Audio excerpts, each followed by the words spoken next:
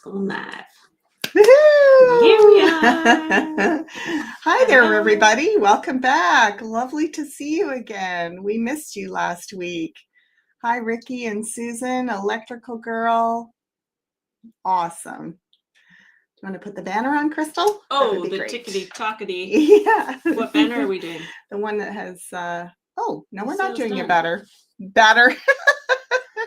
We're not doing a The banner. sale's done, The sale's Mom. done. Thank you all who booked sessions. Mhm. So beautiful to meet you and see you and connect with you. It was a lovely sale. More exciting things to come always. Tarot by Lupo, hello. And Alexandria, yes, you can post questions ahead of time. As I said, I don't know if you're still on. It's lovely to see you. And I know that Dawn is tuning in from elsewhere where she can't get her tots to work. So hi, Dawn. Welcome, Leo. Thank you, Leo. So, Okay, so we've got Susan's question. We're going to Yes. start up way up north in Norway's Northern mountainous Norway. region, asking about a mountain chain called the Seven Sisters, which is led by the Horseman or Sphinx, located beneath Orion's belt, where the original pyramid grids. They're enormously big and pointy ridges. Fascinating. Okay, Crystal, you shuffle a little bit on this question as well. Hi, Ethan. Ethan. Good day. Lovely to Welcome. see you. Yeah. And then we'll go on to Ricky's question about grocery store prices. Wow. Yeah, really, really good. Great question. And Ricky, I'm presuming you're asking about the US, but we will look at different regions. Let's have a look at different regions and what that's going to look like by the end of this year and as we go forward. I am shuffling about these Norway. So these mountain chains, are they the original pyramid grid? So that's what we're looking at here. Okay. I'm going to split and you can put back together. Sure. Okay. And I'm splitting in the wrong direction. That's so all right. I can't see the piles. I'm going with the middle, the middle pile, and let's make this so we can see that bigger. Beautiful. There we go. Okay. I think just 3 cards. That feels about right. Sure. Oh my gosh. Oh my gosh. Look, everybody. What have we got there? The mountain. Northern ice-capped dark area of the world, the high north. There's no other card that has like that feeling of northern mountains on it than the Hermit. So we're really getting a strong connection in. Certainly the power and potency of that that chain of mountains. Well, and what we know about our Hermit is that, you know, he is ancient. He is like the elder of the tarot. He's the oldest energy. And he is about ancient mysteries, ancient wisdom. And there, you know, that is every reason to suggest a yes or leaning in that direction around your question.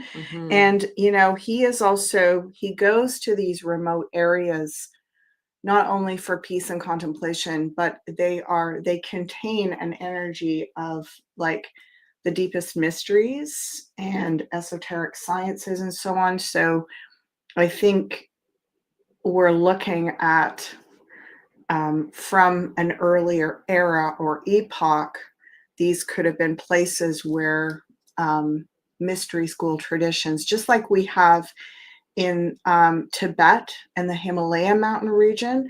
So it's interesting, these mountain regions, because years ago I was reading about how the spiritual center was shifting and that it shifted every 24 or 28,000 years.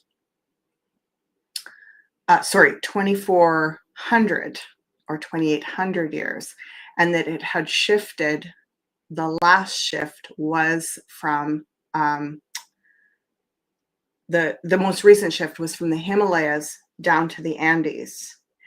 And I'm wondering if this was an earlier position, and that these different mountainous regions, like the spiritual center, moves from region to region. And interesting, you're saying the Seven Sisters constellation, and it's almost like what I'm hearing is here on Earth there are 7 mountain ranges that take turns being this sort of the spiritual center or the center of the mystery school traditions.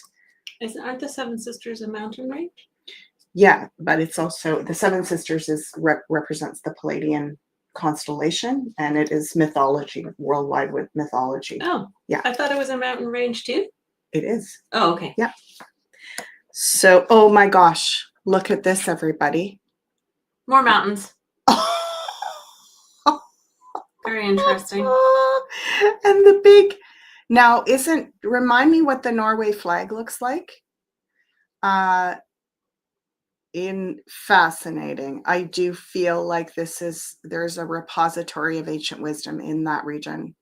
So whether this is the original pyramid grid, or whether the pyramid grid, it is one of several pyramid grid locations, and that it may be an earlier one. And then finally, oh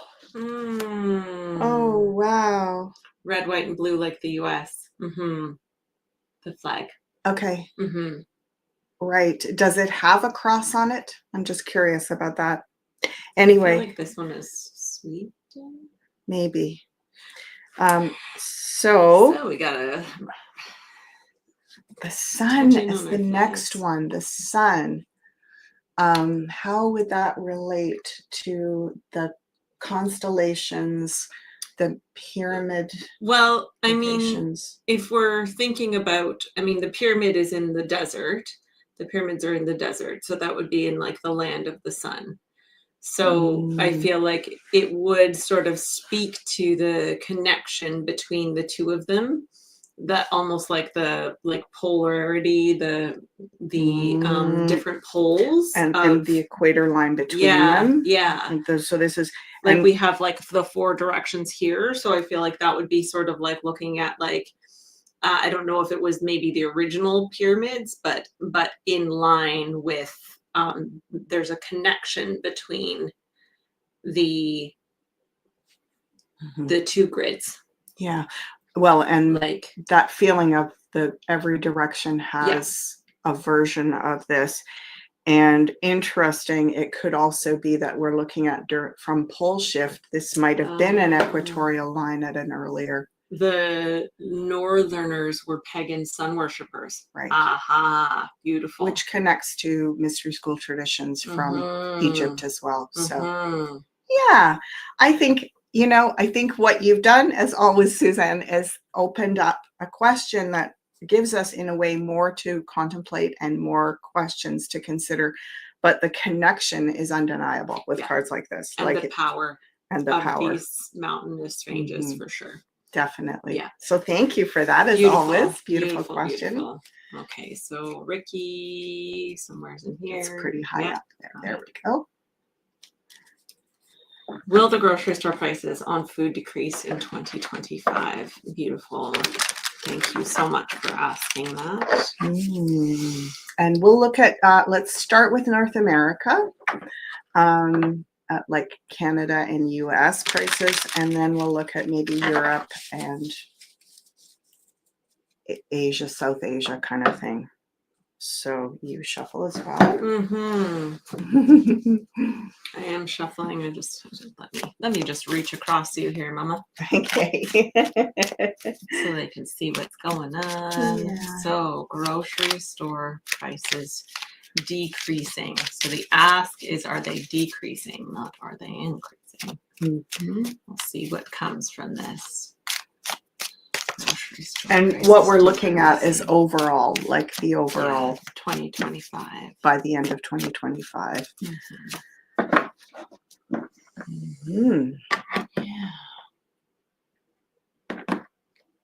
It's going to be the first one. Nice. There we go. So, oh, wow. Wow. Hello, Angela. Welcome. Hi.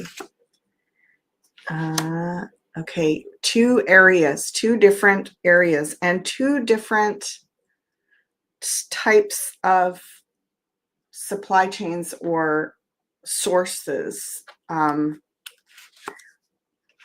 Okay. Now, are we doing 3? This is for North America right now? Yeah, this is for North America. Yeah. So interesting. You know, this 10 of Cups, it's sort of like a card, we call it our wish fulfilled. Our wish has been fulfilled.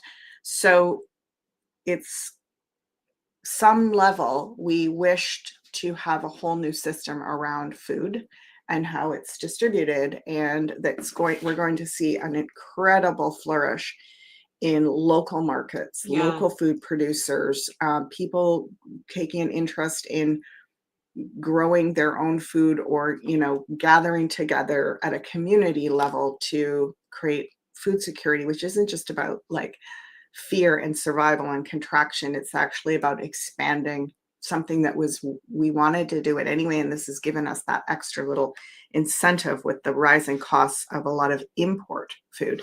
So what do you feel? Yeah, can I say anything? Yes, you sure can. She just jumps right on it all the time. She's got it. I see with this one here too, which I'm sure she's going to speak to, is that the scales have tipped, and where we used to purchase a lot of our goods from the main grocery stores and then small amounts from the local sort of produce markets, farmers, and all that kind of stuff. What I see is that the scales have tipped, and we're actually going to be purchasing a large amount from the local community, smaller stores, because their prices are actually going to seem more reasonable than grocery store prices. And then the smaller amount of the things that we just can't get locally at the grocery stores. So I feel like there's going to be that shift, and it's calling us into an entirely new way of thinking about the whole system itself. That's what I would say to that. Yeah.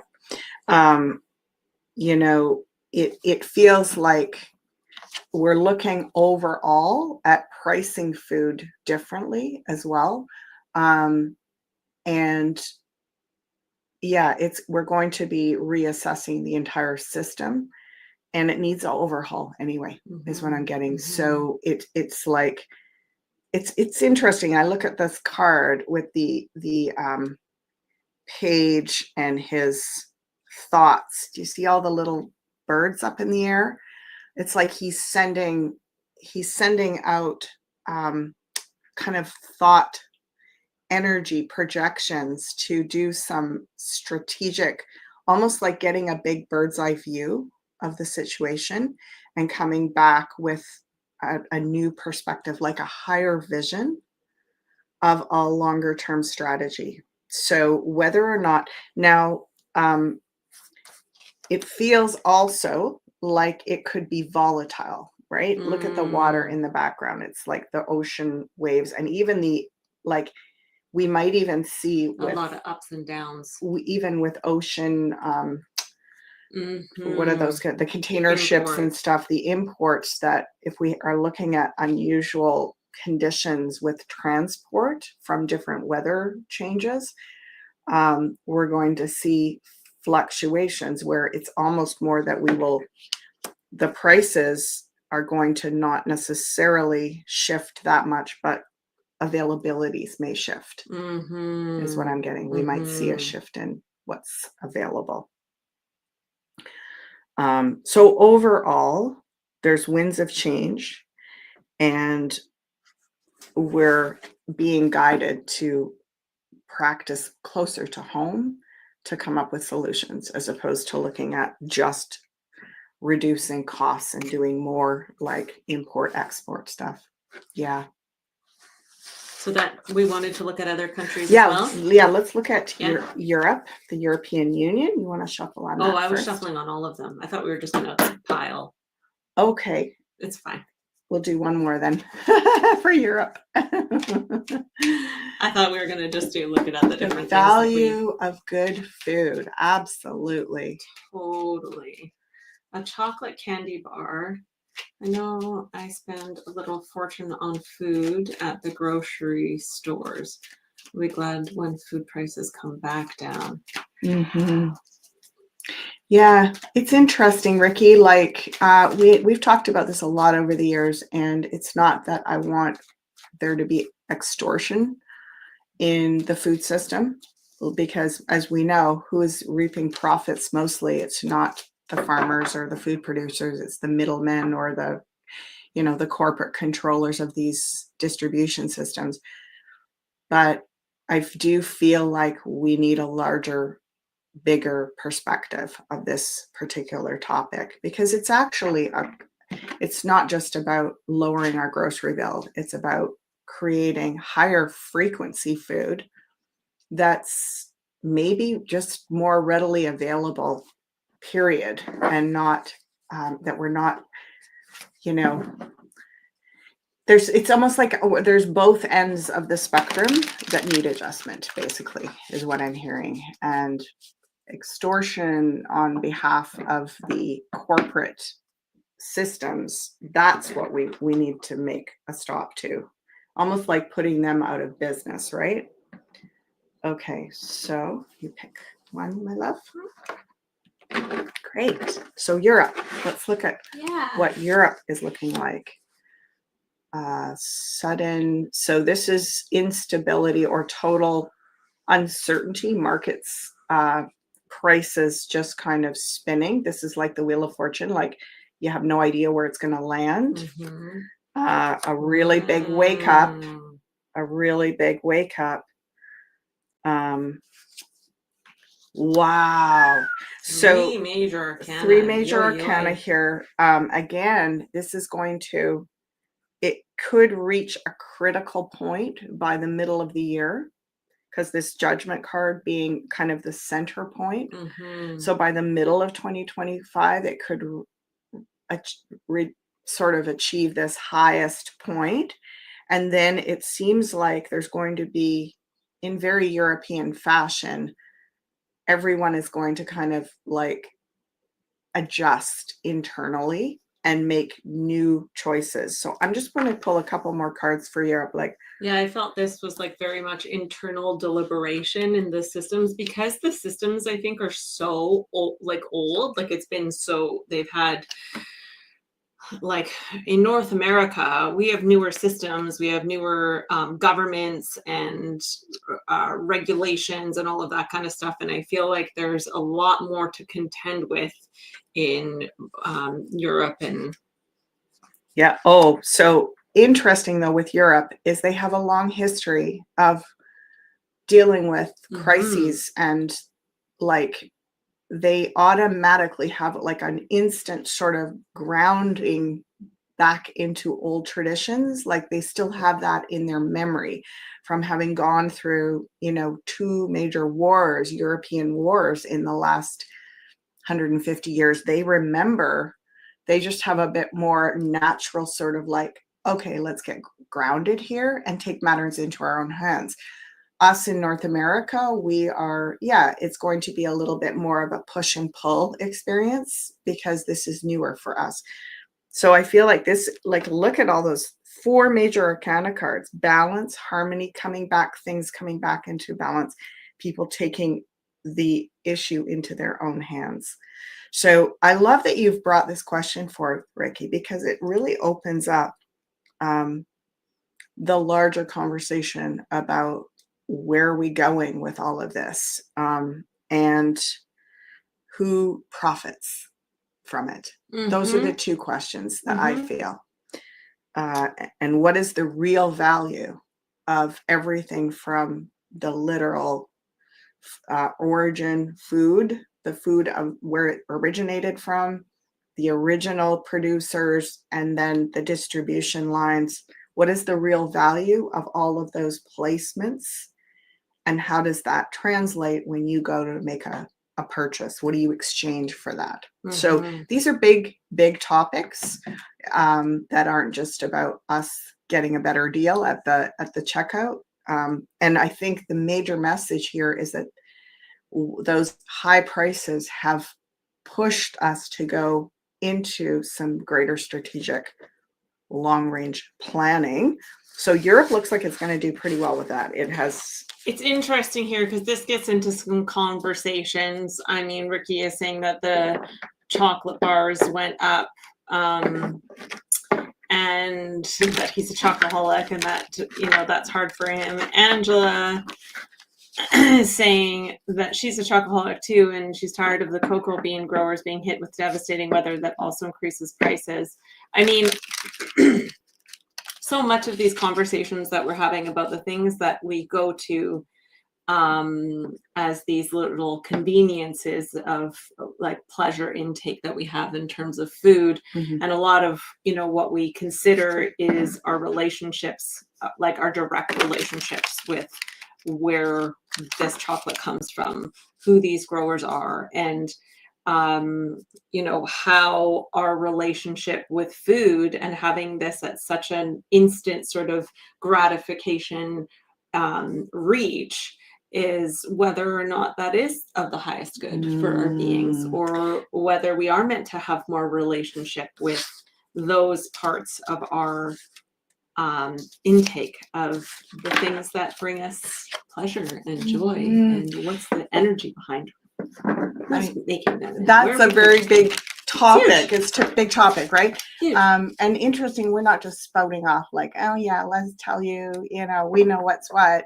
It's one of my greatest desires. I have a sort of in the wings, ready to, as I have more resources to put into, I would like to actually invest. I'd like to go in as a private investor with an organic or biodynamic coffee producer in Central or South America, and actually get shares paid out in my dividends paid out in actual coffee, really good quality coffee. And then I'm looking at, designing a distribution system with people that I know that sail boats up and down from, Central America up to North America and so on, or, up further up even towards Canada where we are. So this is in my long range strategy over the next 2 or 3 years to get involved in projects like this where, like I'd love to actually not only drink my coffee in the morning, I would love to know the people that grew it. I might even want to go down and volunteer to be part of the harvest season and bring, have my beans roasted there or bring them up here to a local roaster. Like, it's just interesting that we have the opportunity to get super creative with this. And we're not just saying, oh, it would be a good idea to do that. We actually have plans to do that. Yes, and that's not to say that everybody is meant to have plans like that, but all of these aspects where we're being pushed into these tight spaces in our being and in our reality are that invitation to look, is there an upgrade that needs to happen? Maybe it is, if these chocolate growers are having devastating conditions, maybe that extra dollar for chocolate bars is, if you were paying that and you knew that that went directly to the support of the chocolate farmers, I feel like that would be different than knowing that that is just mass corporation company inflation. Sort of thing. But if we look at it more like wealth circulation to the kind of greater good of all that's happening for us, then it starts to feel a little less us against them. And like Angela's saying, we start somewhere. We start with getting just a little bit more boots on the ground with this, right? And like LMB is saying, making our own. It's not about, of course you're going to still want your favorite brand of chocolate, but that maybe that you're sort of saving that for special occasions, and you are, in your more general consumption, doing things a little bit differently. So the last one I wanted to look at is Australia, New Zealand, the Asia. Oh, wow. Okay. So prices for food, I really feel like climactic conditions in Australia, maybe New Zealand, South Pacific area, we're going to see, things have stabilized, or they're starting to stabilize. But again, we're looking more at almost shortages versus, supply issues as opposed to prices. So again, there's a design to start not only a new chapter, but a new book, right? It's like, because this is like, we're not going back and doing anything the way we used to. You see how this character's got a bandaged head, and he's looking back at the past, and he's going, I can't keep doing it. Not the best. Well, or just that way is not going to work anymore, right? It's sort of like that game is done. Like, we've got to come up with a whole new strategy. And that's kind of where I would say with that card, where you look at all, it's the synthesizing, right? That 9, and you look at all of the ways with which you acted, created, where you put your energy, and you find the very best of all of that and bring it forward in one focused space, rather than putting your energy into all of these different directions or possibilities or old paradigms or anything like that. It's like, what did we learn? What was the best of that we can take forward with us as like the highest wisdom? Right. He's got that one wand The in one his wand. hand. Yeah.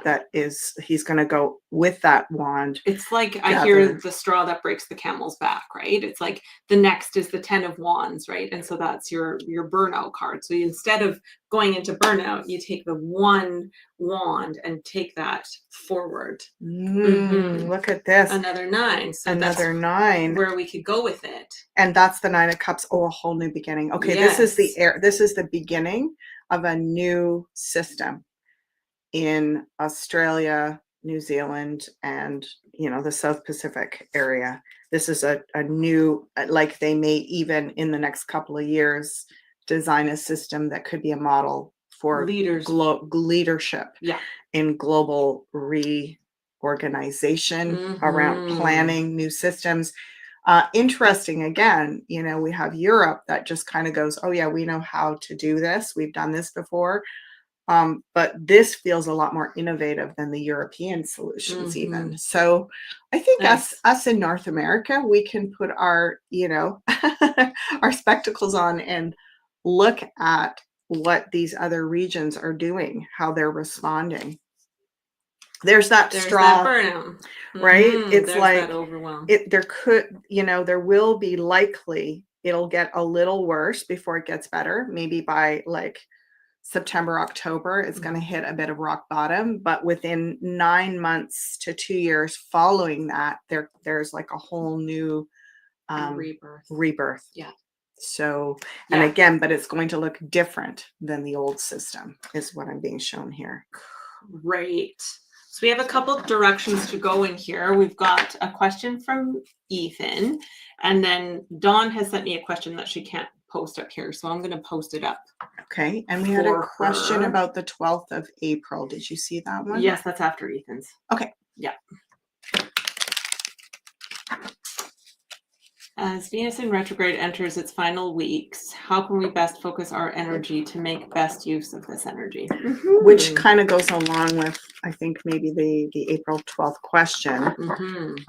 So should we integrate them? Yeah, no, I think we will do Ethan's first. Both? You go ahead and shuffle. Yeah.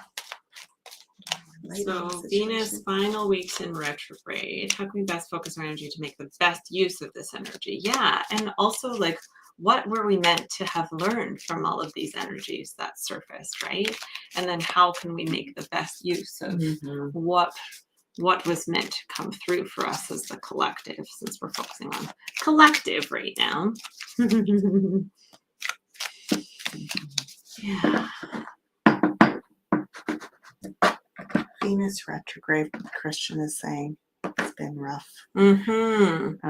Well, go ahead, Mama. The retrogrades, never before have we all been doing so much, like, deep diving into our own personal past, historical past lives, ancestral lineage, traumas, and, you know,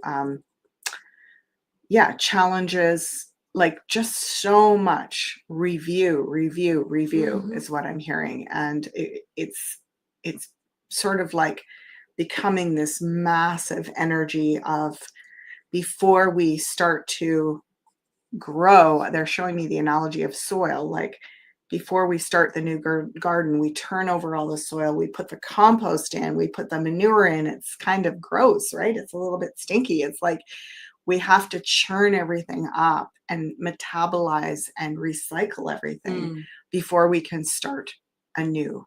We don't just start anew with bare ground that hasn't been turned over. So that's what we're doing right now. We're all going through the composting, recycling, internal turnover with all that Venus and retrograde energy. You could just think of it like spring prepping. And yeah, look at that Empress on the bottom. Yeah. Our Empress is on the bottom. She's going, this is how we do it, folks. Yes. This is the way we and we've got a Queen energy leading with, you know, so your question, Ethan, how do we best focus our energy? Look at this, the focused Queen. How do we focus our energy? Well, she has a plan. She has a vision. You know, she knows what she's going to plant in that garden. She's designed the garden plan. You know, you're out there, you're churning over the soil, you're putting the compost, the manure in, everything is kind of stinky and gross, and you're all like, your hands are dirty, it's rainy and muddy and all of that stuff, right? If you didn't have a plan, you'd be like, why am I doing this? This sucks, right? But when you're thinking, oh yeah, you know, pretty soon those flowers are going to be there, and those... Says the Gemini, the Queen of Swords. I feel like it's so fun to do that and just see what the garden says to me and go with whatever I feel like wants to come through at the time. So we do things differently like that. Well, so look at this. We have both. Yeah. We have the Queen of Swords, and then we have the... So whether you're a pre-vision planner, I think what I'm more saying is that the intention is to plant a beautiful garden. Like we have an idea. We're not just in there churning compost for no reason. And I feel like speaking to the you know, as you're using it as a metaphor in the greater picture, and I'd love to see what comes down next. Yeah, that's exactly what I was going to say. So I feel like this Venus retrograde has created a lot of interesting internal and external energetic friction. And so a lot of that, and I feel like it's interesting to notice what our response to friction is, whether it's internal blame, external blame, like our responses of like, oh, I need to make a plan, I need to control, or I need to be busy, or I need to just shut down. And a lot of it is recognizing what are your responses, your first responses to when the energy feels stirred up, when it feels a little chaotic. And my first sort of, when if we think about Venus as being the house of pleasure and stuff like that, nothing here really speaks to pleasure other than maybe this Eight of Pentacles, and maybe you get pleasure from planning, but a lot of it is like bringing it, I've noticed with speaking to a lot of people during this time, is continuously bringing it back into the self and grounding it back into our own being rather than putting it out to it has to do, there it is right there. It all begins with us. So we've got 2 8s, mastering what it is that motivates us, where we are blocked, where our momentum is blocked. So it's both productivity, just getting your hands dirty, doing stuff in the physical reality, as Crystal's saying, and also vision and planning. So a balance of those two, Yes. and staying internally focused, as Crystal is saying, as opposed to trying to like do a lot out there. The last piece of that is instead of like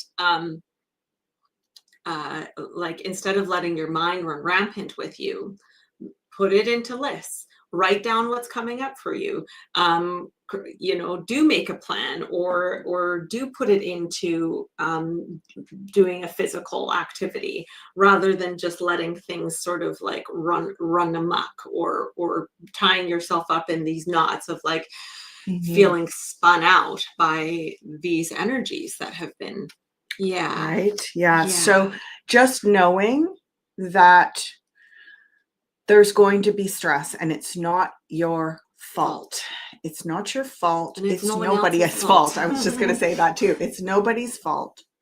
It just is, because as like spring planting is a great analogy. We get out there, the best laid plans, right? It's like we're going to garden all week. It's pouring rain out now, right? It's like, so weather happens. Things eat your crop, or like there's just that engaging with it's interesting because we're talking about growing food, and we were talking earlier about the food prices. I think there's something about, for all of us, about kind of coming down to a reality check, coming down to earth. What is it that sustains us? How are we in relationship with those things? Are we feeling like victims and getting really anxious? Or are we just saying, today I'm going to do like something productive. Yeah. I'm going to move this energy, and I'm going to shift out of victimization. It's almost like all the energy it takes us to build all those versions of our stories and our narrative, we could be using to vision not only a solution, but at least a design of some next steps that would take us in a direction that we'd like better than where we are right now. So roll up your sleeves, design that garden in your mind, and start somewhere. That is, look at this, because we've got 3 mind cards here. Yeah. We got the Queen of Swords, who's high-minded. She has a vision and a plan. But we got the 8 of Swords, which is like, I'm stuck. I don't have a plan. And then the 9 of Swords, which is, now I'm all really anxious in my mind. But this is interesting, right? Strong intention with flexibility. And that, I think, is a lot of the reason why we go through things like this, because there is something very powerful about really empowering your intentions and really putting your intentions to work without letting them go into that space of control or attachment. Right. And so it keeps us enough, this type of energy keeps us enough on our toes that it won't let us be in control or attached to anything, right? Yeah. It's just like, keep going, keep planning, keep adjusting, keep in the flow, but don't just stop and go into like victim. What's the next plan? What's the pivot? And don't overthink why that happened or what's going to happen because of that. Stay in the moment with it and just go on to the next thing, because we're such capable beings, really. We're just being kind of put through the paces here. Yeah. Like indulging the controlling worry mind is probably the least best idea right now. Like at any time, but especially in these last weeks of the retrograde. It's like that's only going to drive us deeper and deeper into anxiety. So even if we don't know the whole plan, we can, as Crystal said, we can make lists. We can this is productivity here. At the very top of this whole thing is getting productive in 3D, in real ways, in the body, in something tangible, something practical. It's going to help you stay out of that, mental pretzel knot place that takes you into anxiety. And like Crystal said, if you bump up against resistance or challenge, or things aren't going smoothly, go, yes. Not either or, but this and more. That's my little mantra. Not either or. It's not an either or thing. It's this is reality right now. and I'm going to apply my energy to move beyond it. If you're going through hell, keep going. Don't get stuck, right? Another mantra that you always say that's helpful too is that nothing matters and everything counts kind of thing, which is that like so helpful to being like, none of this really matters and every little bit that you do counts. Like it's like, so just be gentle on yourself and ride the waves of this. And this kind of leads into Dawn's question too. So let's put up this, is the 10th of April a big event day or is it the 12th? Okay, let's look at the 10th and the 12th. We'll do maybe a card for each, and Perfect. then I'm going to let you shuffle on that. And I'm going to type in Dawn's question and then I can put it up. Okay, great. Yeah. So 10th here, 12th. I mean, what we're looking at is we are looking at the full moon in facing Aries in Libra. Full moon in Libra, is that right? Yeah, full moon in Libra. I think is on the 12th. So full moon is what is fully up, right? It's what's risen to the top of the pile. It's what's most out in the open and visible for us. And it is also about like completing things or finishing a cycle. And Libra is about our relationships, our agreements in partnership, in legal agreements. So this is like kind of what's up for all of us, and also some way that we're needing to complete a cycle and upgrade at this point. So we are upgrading in the energy of Libra. Libra is also about negotiation, diplomacy, communication. It's an air sign. So I'm going to do the 2 days. We're going to have April 10th here, April 12th here. What do we need to know about the whole period? April 10th. I'll post that and then April 12th. And what do we need to know about this whole period? Okay, so this is, it's interesting. We're kind of back to the mountain range again. And this is, if you were building a star map, it would have a lot of stars on it. Yes, it would have these different touch points. So these dates are touch points. They are like important nodes that on their own are not entirely transformative. They're not like the big deal on their own, but in conjunction with all the other nodes, dates, significant time marker points, it becomes almost like a grid or a frequency grid that is lit up. So this is one of the lights of 2025 that we are like 90% of the way there with this. I get it's something in the middle. So we're talking about the 10th or the 12th. I think it might be the 11th. But look at this, even as early as the 9th, today is the 8th. So even as early as tomorrow, we're leading up to this portal or time node. Look at that, another 9. So we have 3 9s in this little tiny pocket of cards. 3 of a kind is a blessing. 9s are the synthesis, the completions, right? And we're the full moon in the sign of Libra, relationships, partnerships, communication, diplomacy, negotiation, legal agreements, binding contracts. Look at this, Queen of Cups. She is very, she's very the feminine, but also both the exalted feminine, which is wisdom, intuition, healing, compassion, nurturing, and also the diminished feminine shadow, which is, emotional extremes, drama, manipulation, neediness. So that's the pivot point. And we've got 3 nines suggesting we're going to really have a leap because we're getting blessed with that synthesis. Oh, look at this. Strength. Beautiful.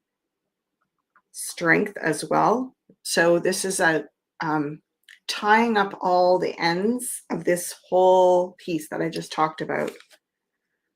Right. It's not the final end all to be all. And the whole month of April, I feel like you probably won't see the result of this 10, 11, 12 node until about August, because we're still going to be in the, I want to say, the hangover of all of this work we're doing right now. It's sort of like you're going to really grow leaps and bounds in this next, well, even these next few days, but you may not feel the result of that. The strength that you get from that is not going to be immediately obvious. You're going to start to feel strong in like August and September. So if it's not instant gratification, don't feel that you didn't get what you needed from that. Yeah, or that you're doing it wrong. And I mean, this really ties into, and I'll shuffle on Dawn's question because it ties into that. And I think that it's like, okay, so in knowing that, you know, Dawn's question was the tips on working through the current energies and what's coming up for healing. So it feels like to know that there's going to be these nodes. And for me, what I hear a lot of from my beautiful, this popped out, you know, so there's a lot of that kind of coming up. And the Empress. Okay, so let's just speak about this for, oh, wow. Okay, so we are looking at, I think that might be the cards right there, kiddo. Sure. They flew out. Sure. We are looking at a lot of work with our like divine feminine and also our relationships with our mothers.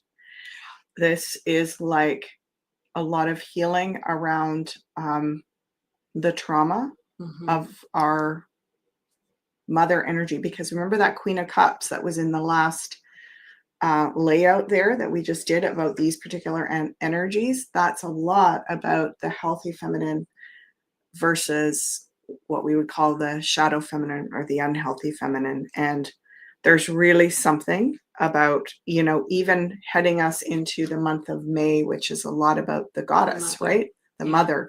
We've got May days, which is like the goddess festivals. We've got Mother's Day in early May, the Guadalupe festivals down in Central America. This is the time of the mother.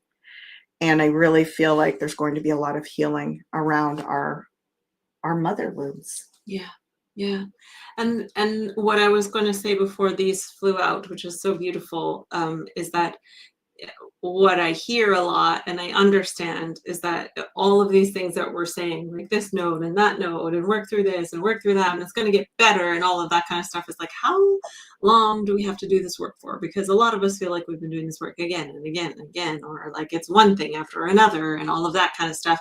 And yet there's so much incredible courage in knowing that we chose this time to come in and to do this work unlike no other time before in our history, and look at what's coming up, because we have collectively come together as beings to do this work together, to support each other, to step continuously into our light through the shadow, through the hard work, and to up-level this so that we don't have to, the next generations don't have to keep repeating this again and again, and like having lifetimes of this work to go through.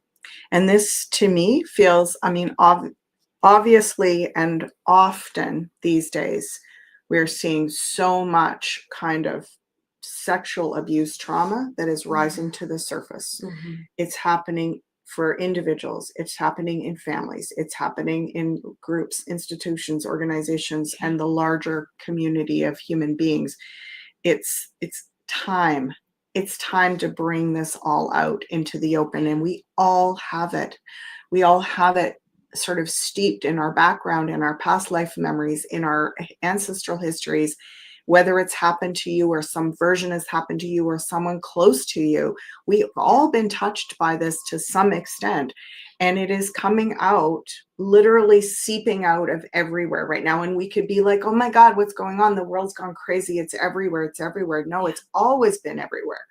It's just that now we're seeing that, and it makes us feel kind of sick to see it when it's all coming out. You know, as they say, when poison goes in, it makes you sick, and when it comes out on its way out, it makes you sick again, right? Yes, and I also feel like even if it's something like sexual trauma hasn't specifically been relevant to you in your reality, there's been so much like physical and emotional mental abuse that's also come maybe from people that have gone through some form of trauma in this way in their life. You just don't know the whole story, but it weaves into, you know, maybe you could say, well, I didn't experience sexual trauma in my life and or abuse, and that may be true, but maybe you got the forerunner of that or the after effects of that, which was, you know, severe emotional abuse, like physical abuse, something that was you know, the thread of that.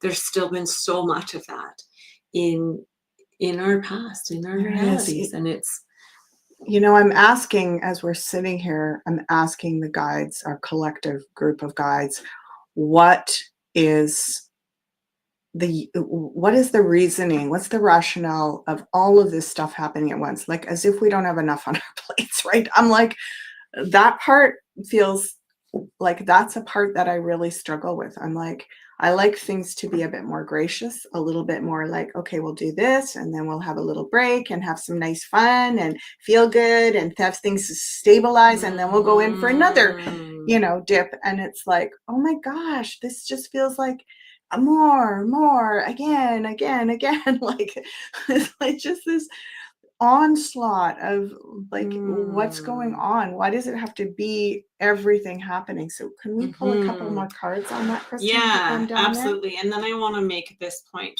to what LMB is saying here. Okay. Ace of Wands, Knight of Cups, and the Priestess. Ace of Wands, Knight of Cups, and the Priestess. Okay, well, if we start with the Priestess and work our way back, it's like the Priestess is kind of like saying, you know, she's got this gateway behind her. I don't know if you can see. It's like a veil that has pomegranates on it, which is also about the feminine. The pomegranate is actually associated with the womb of the mother, of the great mother, and the fertility of our, you know, the natural world and the human world.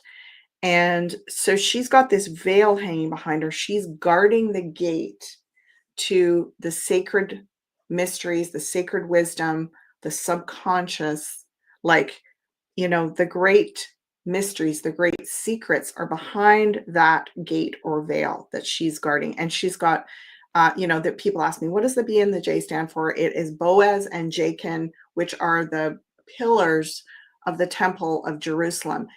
It really represents like yin and yang. It's like darkness and light, feminine and masculine, right? It's the balance between. So as soon as you see that, the analogy of a gateway between dark and light, like the yin yang symbol, we're looking at coming like into integration and healing of imbalances, power dominant, polarity, like duality, all of that stuff, right? Yeah, I was going to say it speaks to like balance and justice.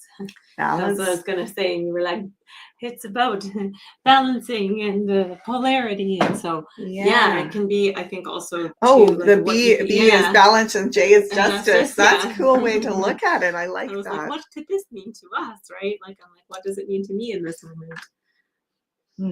And so what she does is she says, like, look at the real truths here. Look, I'll give you the gift of having real true observation, real true knowing, real true knowledge. like the much deeper truths.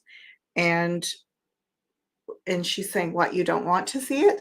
And we're like, I don't know. Do I want to see it? And she's saying, well, it will help you. You will learn from that. It will be good for you and you will heal.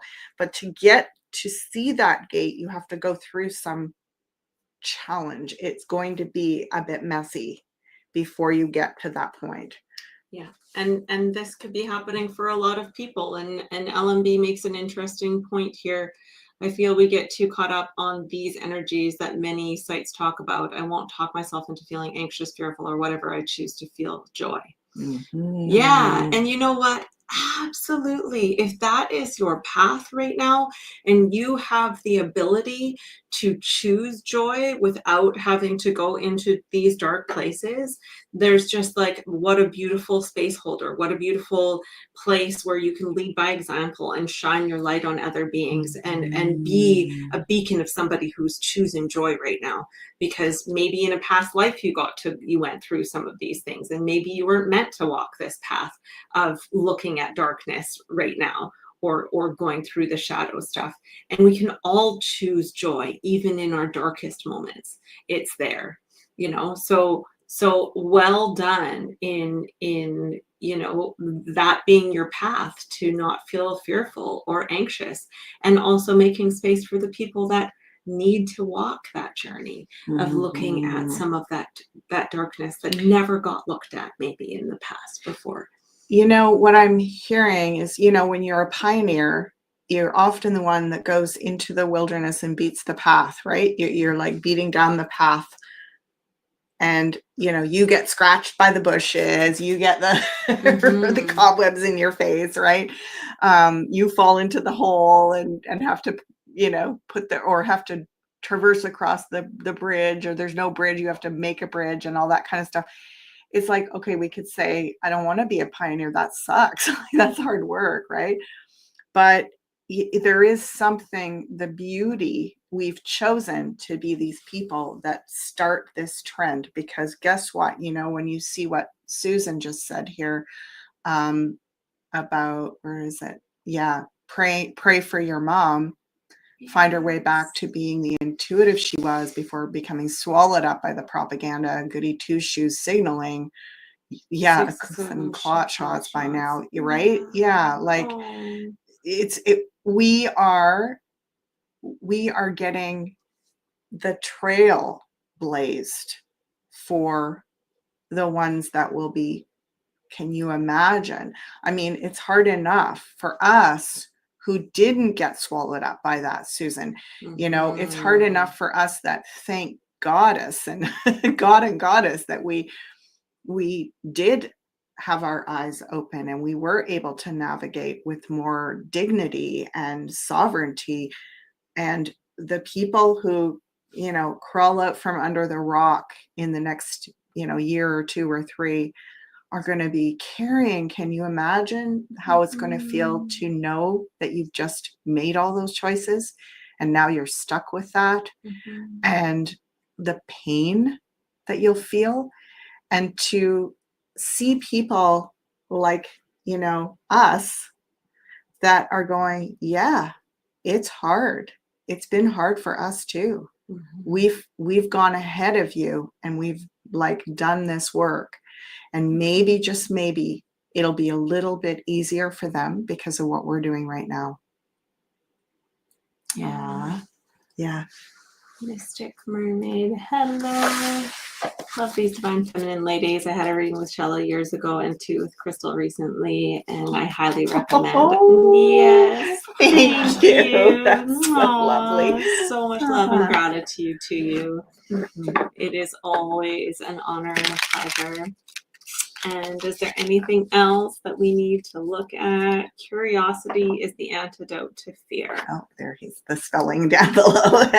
Antidate is the antidote to fear. Absolutely. I mean, curiosity is that's that piece that I was speaking about, is whenever these fears come up, how can we get curious about ourselves first and foremost? And what are we needing to honor in our beings? What fear does this bring up? And that curiosity about that actually starts to dissipate the charge that comes up first. And notice when you go in what your first responders are, and that sort of like the thought battles that can happen, and bring it back down into the feeling, bring it back down into the physical body. And there's more and more practices.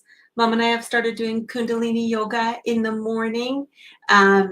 Maybe we could share that lady's channel. We could, yeah. Yogi Gems. She's a gem. She's a gem. And so we are now, like, I looked ahead at the forecast for the year for the collective. You can check. I'll put a link to that below as well. I did that at the beginning of January. And it actually looked not too bad over the whole year. It was manageable. My personal forecast looked pretty scary over the next 3 or 4 months. And so, I'm preemptively getting ready for that.